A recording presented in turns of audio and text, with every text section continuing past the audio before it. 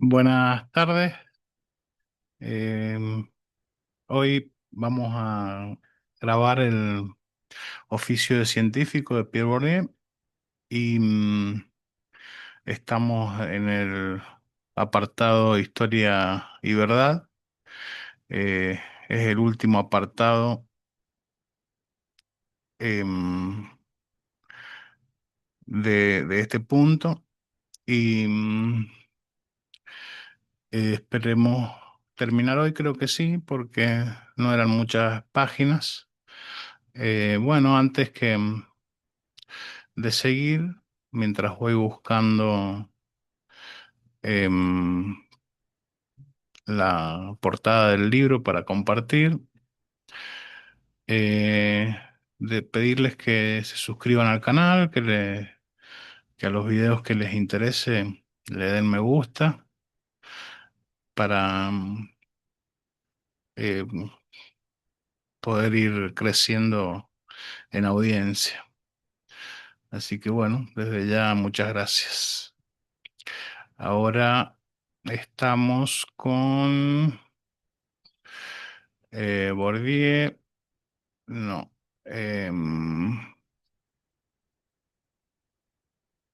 Aquí, pero no estaba aquí. Aquí estás.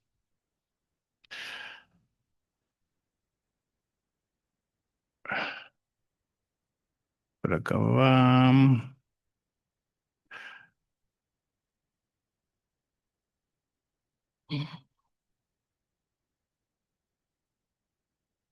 Ahí ya llega la imagen para compartir.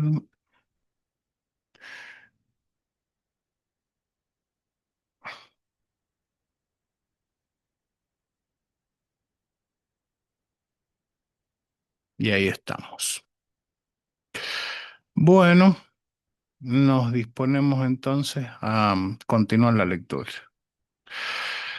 Em, Así pues, el cuestionamiento de los criterios universales de racionalidad ya estaba prefigurado en la tradición filosófica que había evolucionado de un universalismo trascendental de tipo kantiano a una noción de racionalidad ya relativizada, como el caso de Carnap. Em, Kuhn se limita a recuperar la tradición kantiana del a priorismo, pero tomado en un sentido relativizado e historizado, o más exactamente sociologizado, como en el caso de Durkheim, a quien cabría atribuir la paternidad de la idea de condiciones sociotrascendentales. La filosofía, estrechamente ligada con la ciencia, ha evolucionado hacia una concepción de la racionalidad relativizada y convencionalista,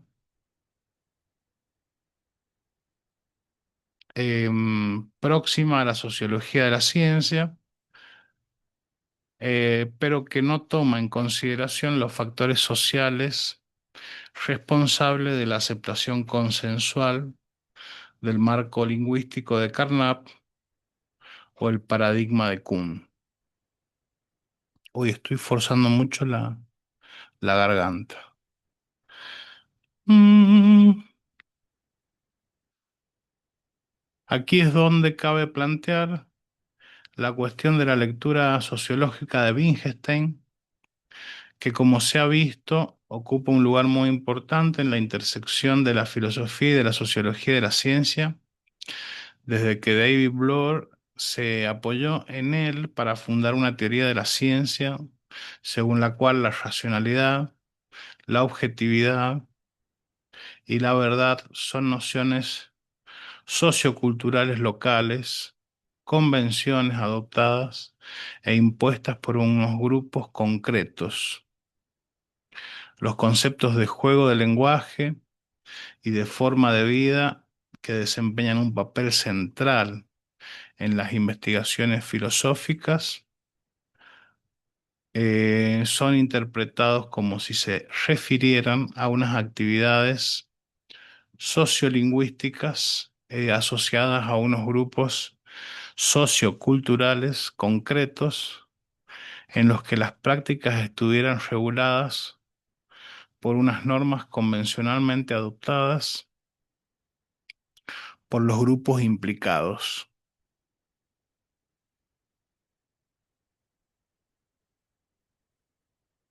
En contra de la lectura de Bloor, se invoca el hecho de que Wittgenstein procura presentar únicamente ejemplos imaginarios y concibe la filosofía que propone como fundamentalmente no empírica.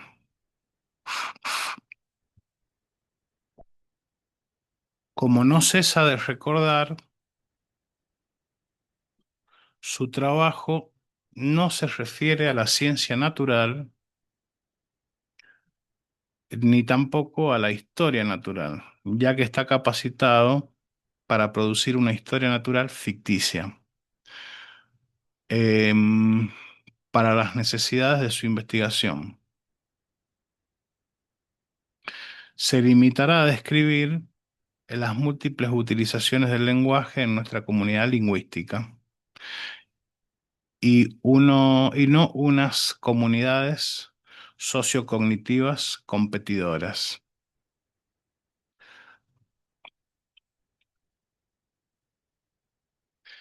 Em,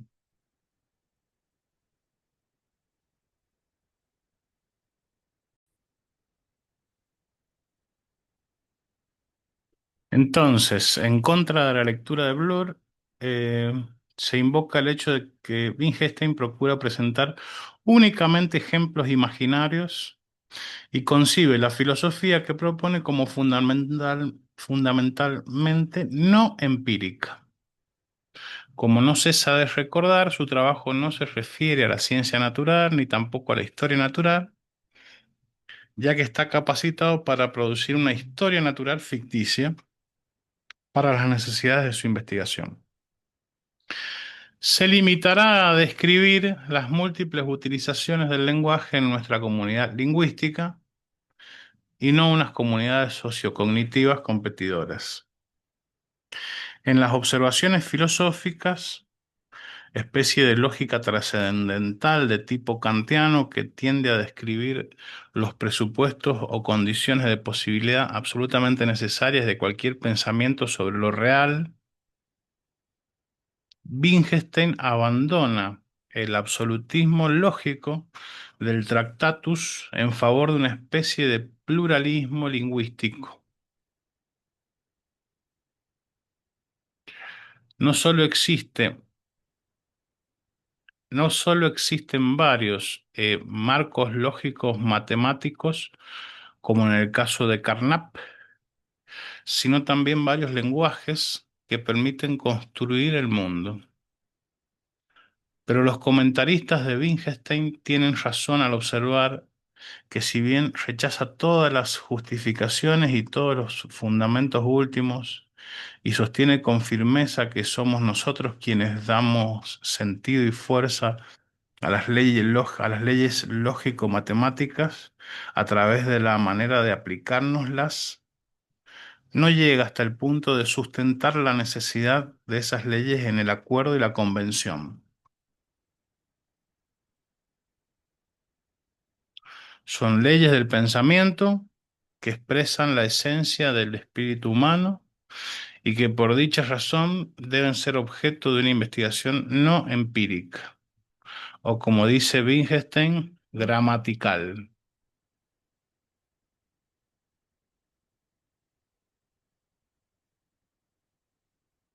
Pero más que elegir entre una, o sea, em, ni acuerdo ni convención, leyes del pensamiento, pero ahí hay una inflexión que es eh,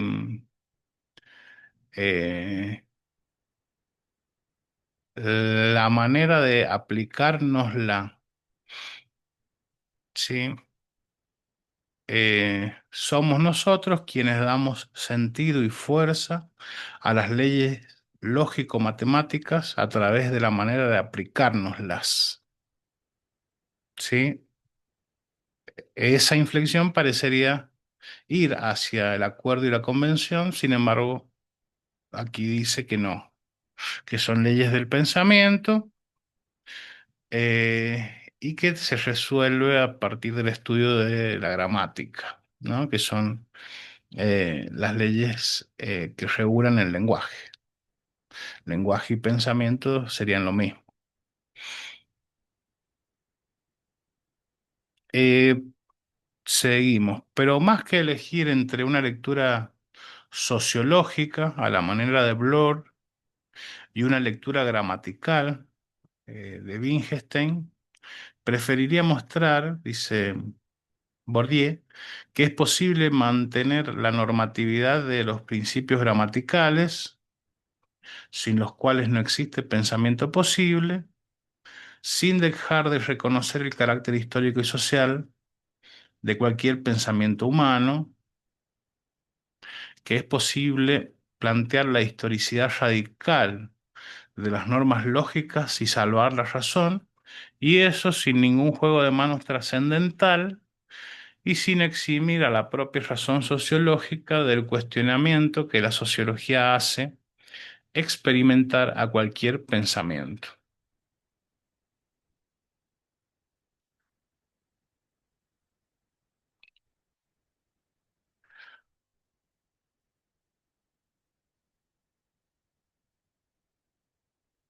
Claro, el discurso sociológico, como cualquier otro discurso, se aplica a sí mismo la propuesta de la historicidad de las normas lógicas. Y eso implica también la historicidad de los principios que rigen a la sociología de su tiempo, digamos, ¿no?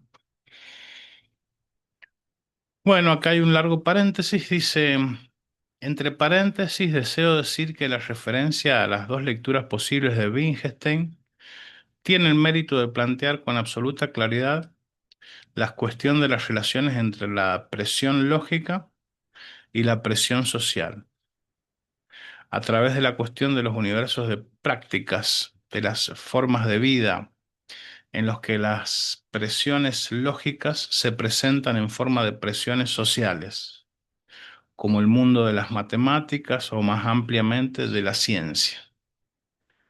Y al observar que todos los ejemplos de juegos de lenguaje que propone Wittgenstein están tomados de nuestras sociedades, me gustaría, llevando hasta el límite la ruptura wittgensteiniana con el logicismo, intentar esbozar una solución de inspiración wittgensteiniana a la cuestión de la historicidad de la razón y de la relación entre las presiones lógicas y las presiones sociales. Bastaría para ello reconocer en lo que llamo los campos unas realizaciones empíricas de esas formas de vida en las que se juegan unos juegos de lenguaje diferentes y observar que entre esos campos, los que hay que, como el científico, favorecen o imponen unos intercambios en los cuales las pareciones lógicas adoptan la forma de coacciones sociales. Y eso porque están inscritas en los procedimientos institucionales que regulan la entrada en el juego, en las presiones que pesan sobre los intercambios en los cuales los productores solo tienen como cliente a los más competentes y los más críticos de sus competidores. Y en último lugar y sobre todo, en las disposiciones de los agentes que son en parte el producto de los mecanismos del campo y de la severa educación que estos imparten.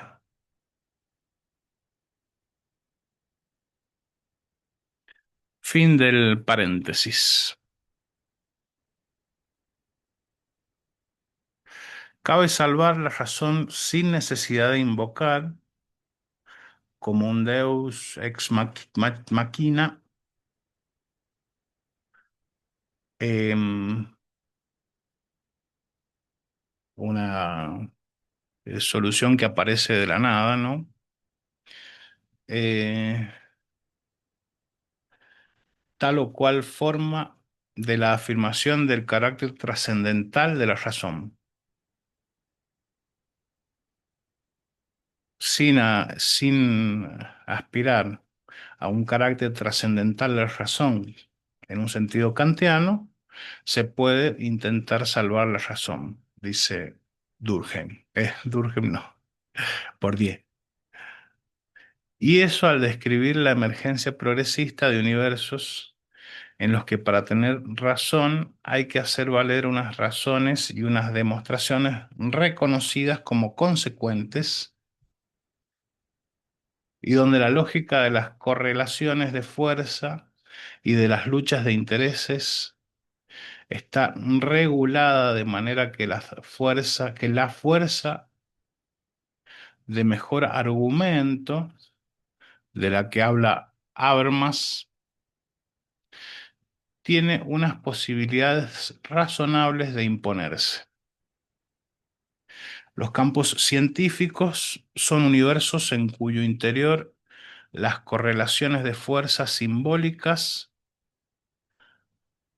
y las luchas de intereses que favorecen contribuyen a conferir su fuerza al argumento mejor.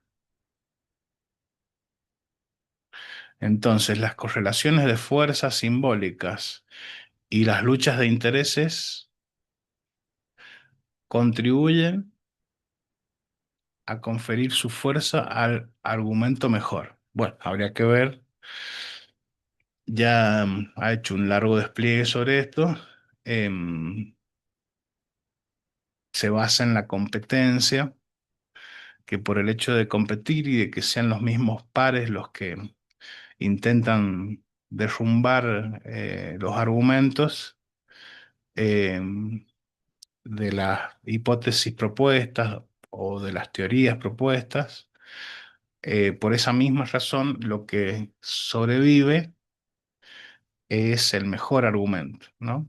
Esa sería la lógica más o menos de funcionamiento del campo científico.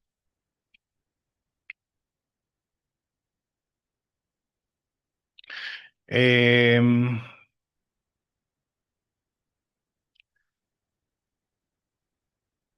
Entre paréntesis, y en el interior de los cuales la teoría de Habermas es verdadera,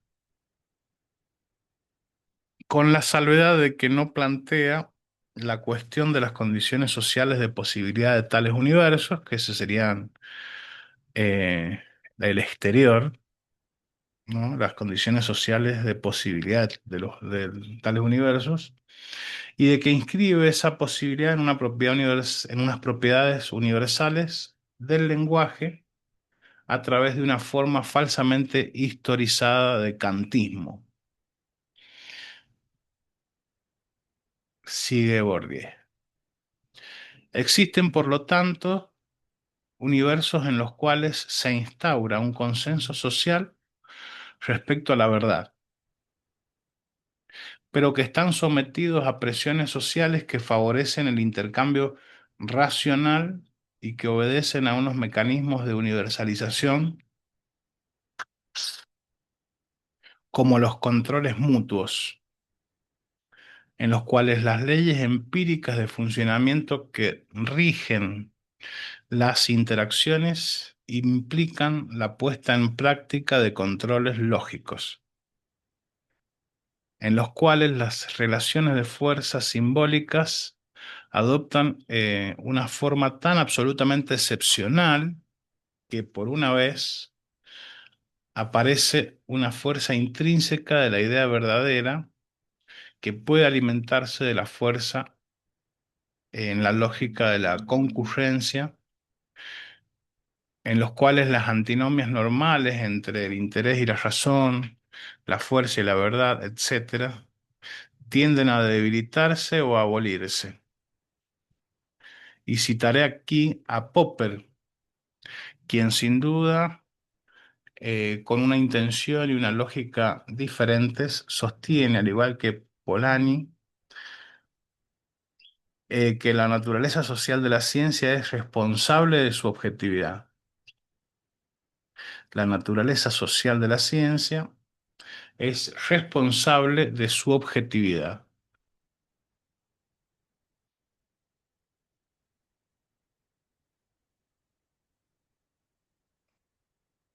Es decir, para que haya sociedad tiene que haber un objeto común. Eso es lo que entiendo, ¿no? Eso es lo que entiendo en la frase que la naturaleza social de la ciencia es responsable de su objetividad. Si no, no habría sociedad, ¿no? Eh, de manera bastante paradójica, la objetividad está estrechamente ligada al carácter social del método científico, porque la ciencia y la objetividad científica no proceden y no pueden proceder de los intentos de un científico individual por ser objetivo, sino de la cooperación amistosamente hostil de numerosos científicos. La objetividad científica puede ser descrita como la intersubjetividad del método científico.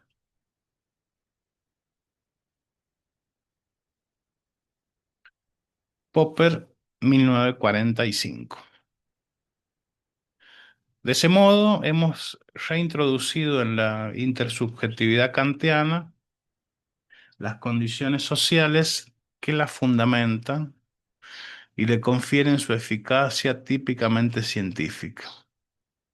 La objetividad es un producto intersubjetivo del campo científico, basada en los presupuestos compartidos en ese campo. Es el resultado del acuerdo intersubjetivo en el campo.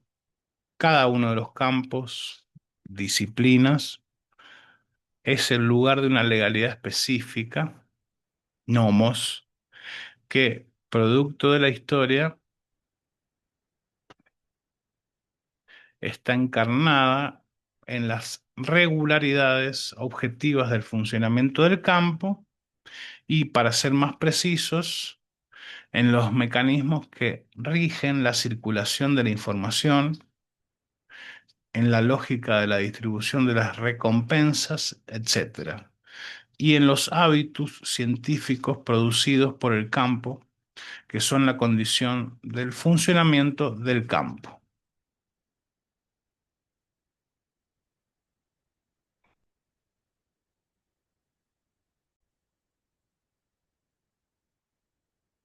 Las reglas epistemológicas son las convenciones establecidas en materia de resolución de las controversias.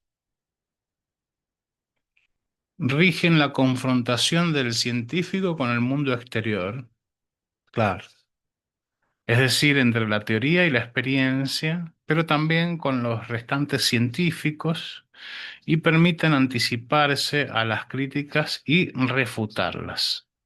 Un buen científico es aquel que posee el sentido del juego científico y que puede anticipar la crítica y adaptarse de antemano a los criterios que definen los argumentos admisibles, estimulando de ese modo el proceso de reconocimiento y de legitimación, que deja de experimentar cuando estima que la experimentación ya cubre las normas socialmente definidas de su ciencia y cuando se siente lo bastante seguro para comparecer ante sus iguales.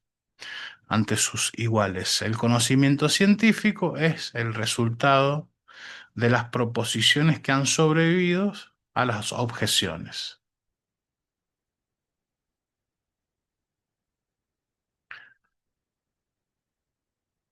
Bien, los criterios llamados epistemológicos son la formalización de las reglas de juego que deben ser contempladas en el campo, es decir, unas reglas sociológicas de la interacción, de las interacciones en el campo, especialmente unas reglas de argumentación o unas normas de comunicación.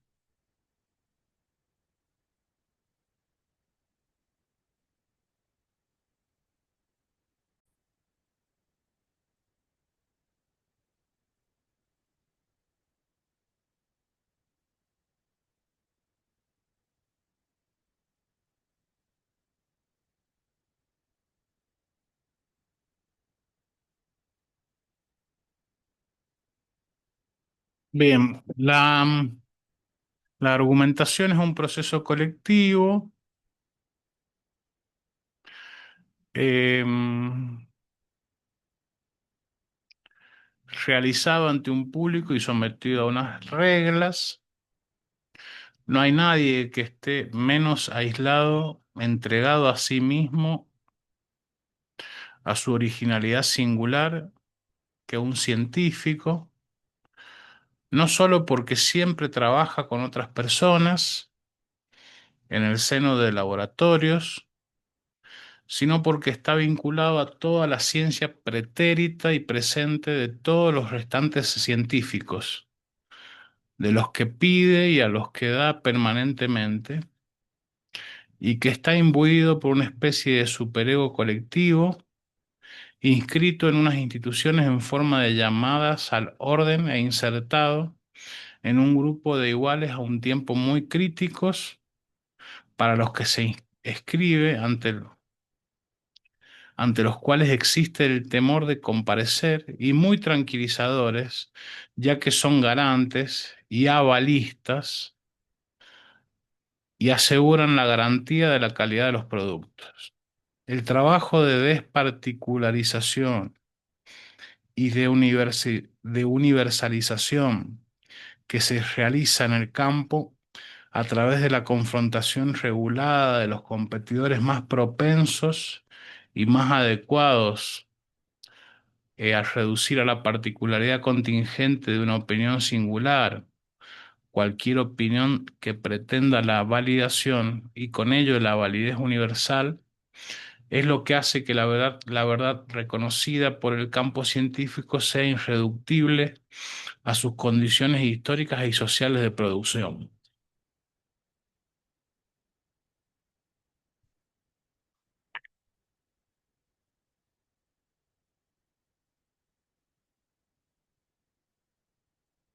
Una verdad que ha experimentado el examen de la discusión en un campo donde se han enfrentado a unos intereses antagónicos, prácticamente unas estrategias de poder enfrentadas, no se ve en absoluto afectada por el hecho de que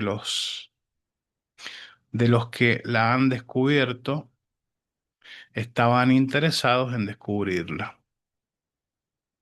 Hay que admitir incluso que las pulsiones, a menudo las más egoístas, son el motor de la máquina que las transforma y las transmuta a favor de una confrontación arbitrada por la referencia a la realidad construida. La verdad se presenta como trascendente en relación a las conciencias que la acogen y la aceptan como tal, en relación a los sujetos históricos que la conocen y la reconocen, porque es el producto de una validación colectiva realizada por las condiciones absolutamente singulares que caracterizan el campo científico, es decir, en y a través de la cooperación conflictiva, pero regulada, que la competencia le impone y que es capaz de imponer la superación de los intereses antagonistas y, si es preciso, la desaparición de todas las marcas vinculadas, de todas las marcas vinculadas a las condiciones específicas de su emergencia. Diría que es lo que se entiende cuando se observa que los físicos del ámbito cuántico no tienen la menor duda respecto a la objetividad del conocimiento que dan por el hecho de que sus experiencias son reproducibles por unos investigadores pertrechados de la competencia necesaria para invalidarlos. Bueno, hasta aquí llegamos hoy. Lo que sigue es por qué las ciencias sociales deben ser tomadas como objeto y es el último punto, el punto 3. ¿Por qué las ciencias sociales deben ser tomadas como objeto?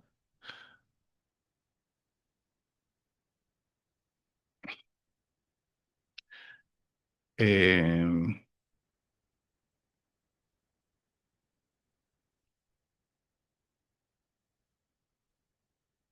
Dejamos de compartir y nos vamos, nos despedimos hasta la próxima. Muchas gracias.